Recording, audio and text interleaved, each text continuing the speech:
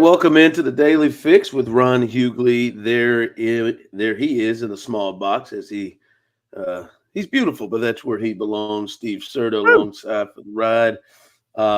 And this is the Daily Fix presented by Foolish Club Media. First thing I need you to do, those of you who are watching on YouTube, we appreciate it. Those of you watching on Twitter as well, what we need you to do, because we are growing. We are the fastest, slowest growing digital media show out there in the world. And first thing I need you to do is like and subscribe. Go to Foolish Club Media on YouTube, like and subscribe.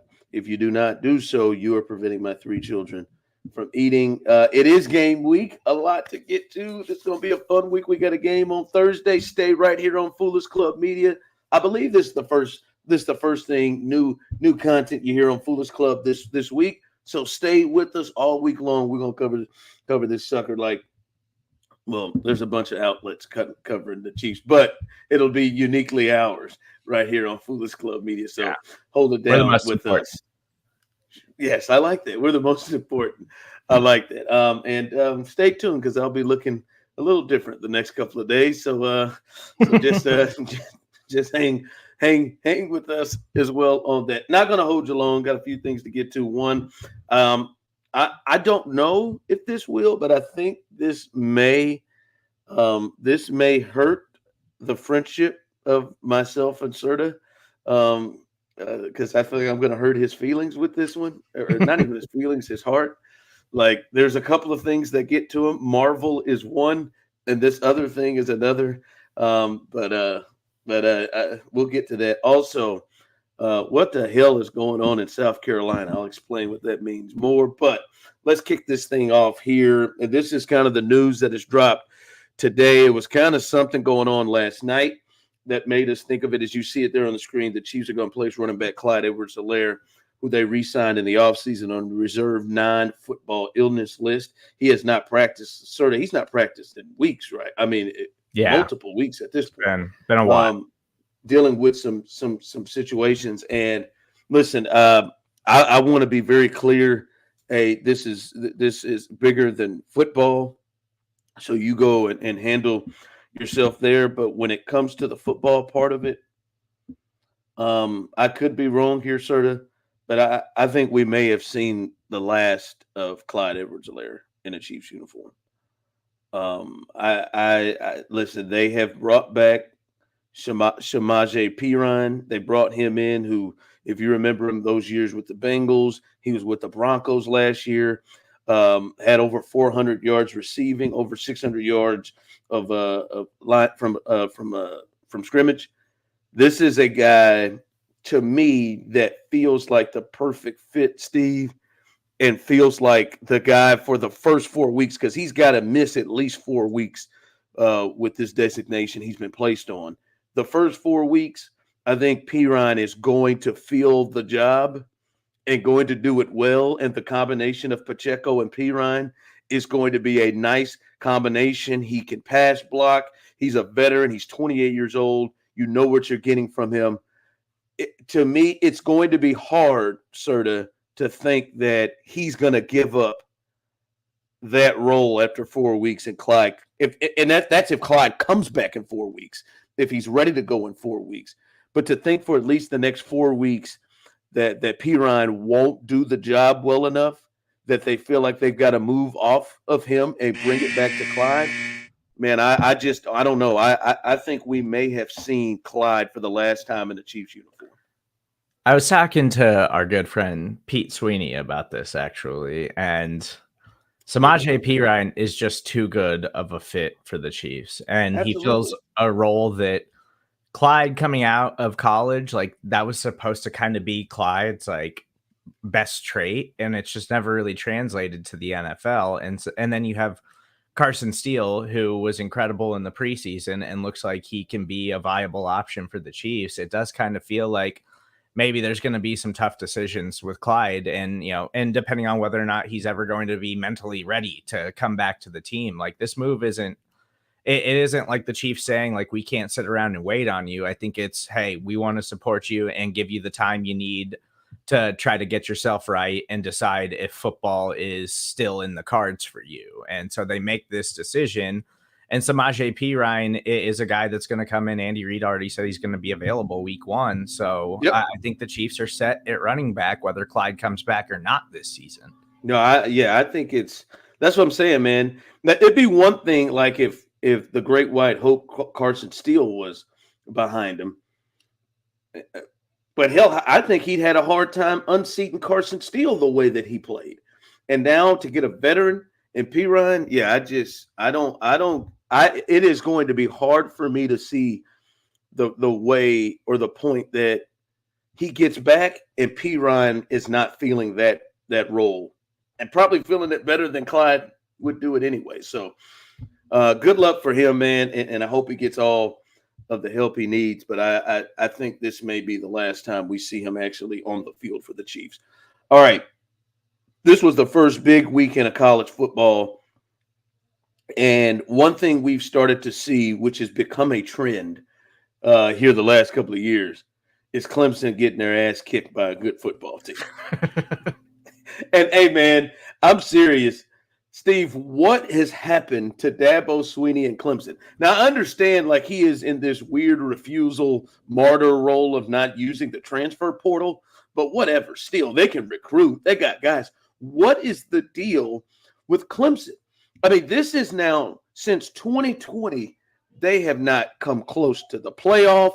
They have not played anywhere to the point of what Clemson was. Clemson, you could argue, was the number one program in college football in like 2020.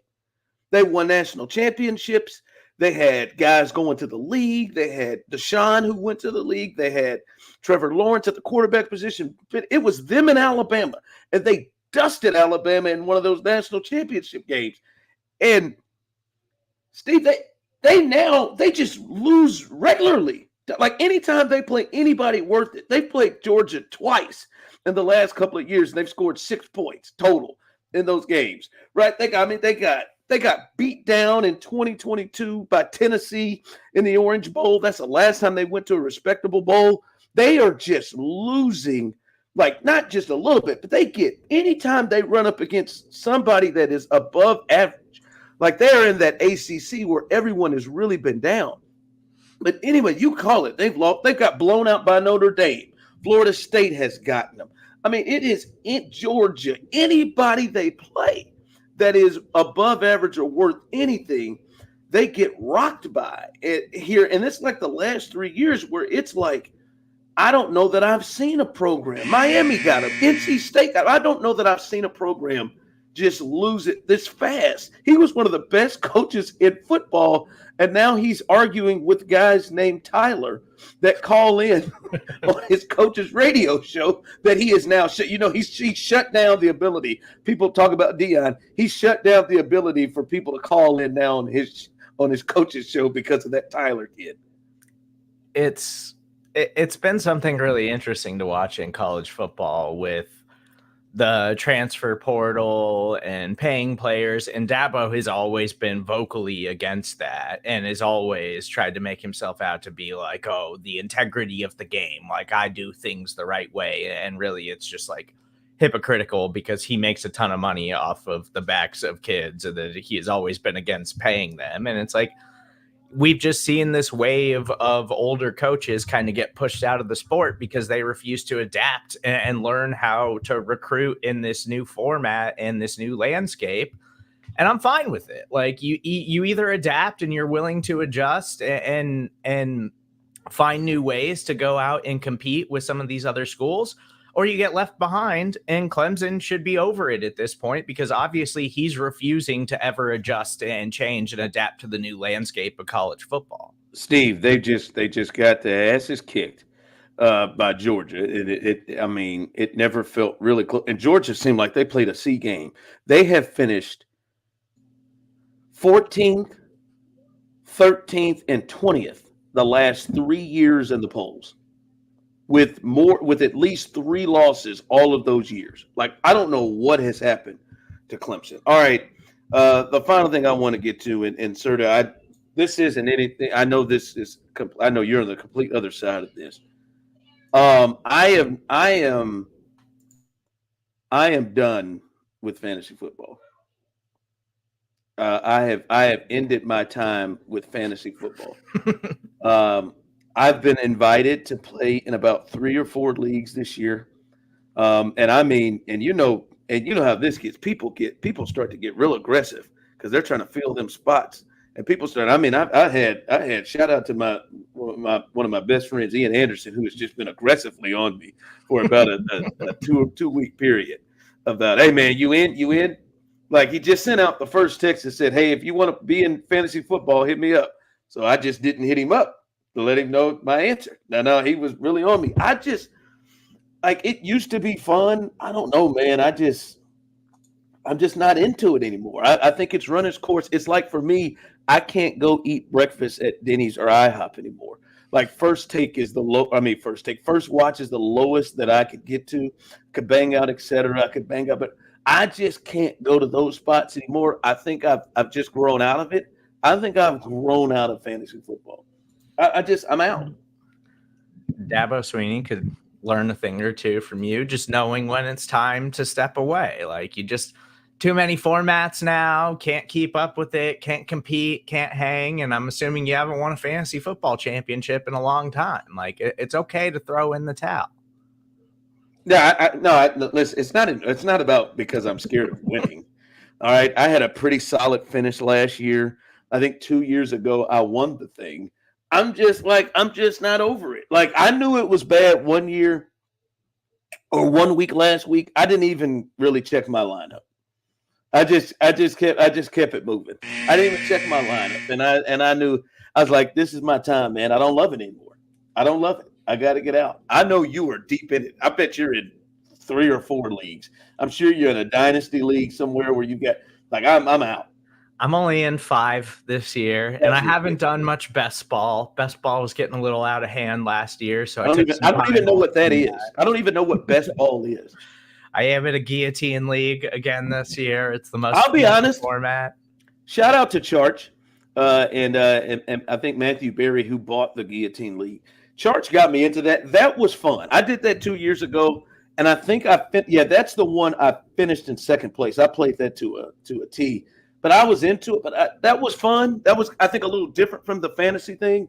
But I'm out, man. It's a lot to keep up with, you know. No, it is. Things going on in life. And I already got a lot of things going on. So fantasy football, I'm out. Shout out, peace. Hi, Mom and Courtney. Am I loud?